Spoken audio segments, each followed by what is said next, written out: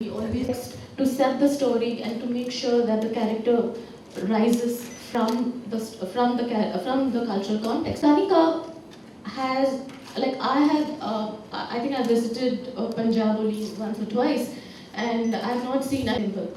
So when I was reading her book, I felt I could actually see the visuals of the little things which she used to write, that I could also almost visualize that. So, like simple things the jaggery, what you've really spoken about the jaggery maker later is that I could actually smell the fragrance of the jaggery, and actually I wanted to universally, stories follow this one pattern, which is of birth, death, and renewal.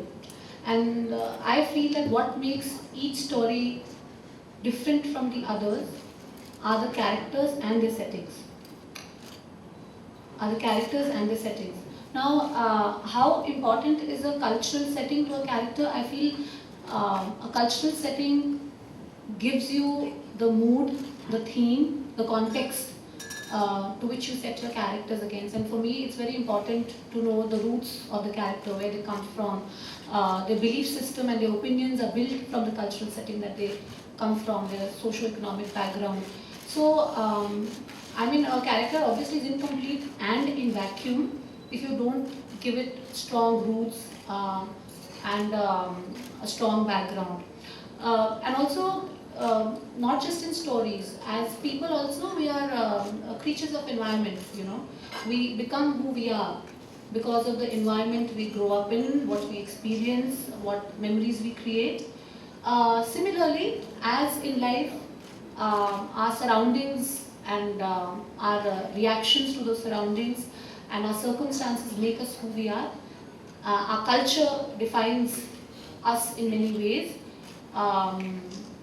In the same way, in a story, you need that grounding to give to your character, for them to be more relatable, for them to feel more real. And I feel the more, like you were saying, that you could smell the jaggery. I for one feel that the more focus I give to these details, and the more, the closer I get to that environment or that character or that setting at that point, the more universal will my character and my story be. Because of how life pans out, she loses her faith in God. She has a very personal relationship, is a believer, and then loses that, and decides to take revenge. And as an act of vengeance, goes on to become a god woman, because she says that I'm going to go up there and make money off him and sell him in the marketplace. So she goes on to become the star of the god business and a god woman. And just when she thinks she has everything under control and this vengeance is what has taken her where she is and she does not really need that fate, is when destiny takes a turn. She falls in love, love happens, and as usual destroys everything that we know and how we know it. And she comes to a point where she has to choose between faith and faithlessness. She has to decide what her path is going to be. Is she going to continue being the way she is, or is it time for a change? Is it time for embracing faith? Is it time for questioning what she's been believing so far? So in a nutshell, that's the story. And the parents. I'm not someone who's an avid reader. Never read fiction at all because I don't know, maybe it's just too big-headed, because I feel I have this vivid imagination, and unless someone can really come and break it, I don't want to read something and get into somebody else's world of imagination. And of course, Kanika is a friend, and she came up with a name called Dance of Durga itself, and she told me a small bit that she was writing, which caught my attention, because I could immediately imagine without imagining better. I could go with it and feel so good with the moments that she was telling me, and that is why I was keen to read this book.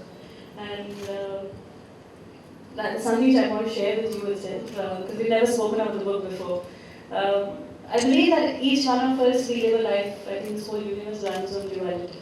Each one of us has some duality, where there's too much of love, genuine love, then there's a very thin line. Very quickly flip to hatred. Only if there's that much of love can you flip to hatred. When there's that much of faith, you can go into not believing in faith. So Raju's character is something which I could so relate to, whether it's Raju or whether it was Durga, it was something which I could so relate to, that I feel in a very writer's point of view, like how you describe the atmosphere so well, the smell of the rain and all of that, which I feel all of us have forgotten nowadays. When it's rain, when before the rains come, when I remember when I was a child, I could smell the mud. Yes. And as a grown up, you get busy in your life and you forget that. And similarly, as people, we tend to forget the emotions and what we go through.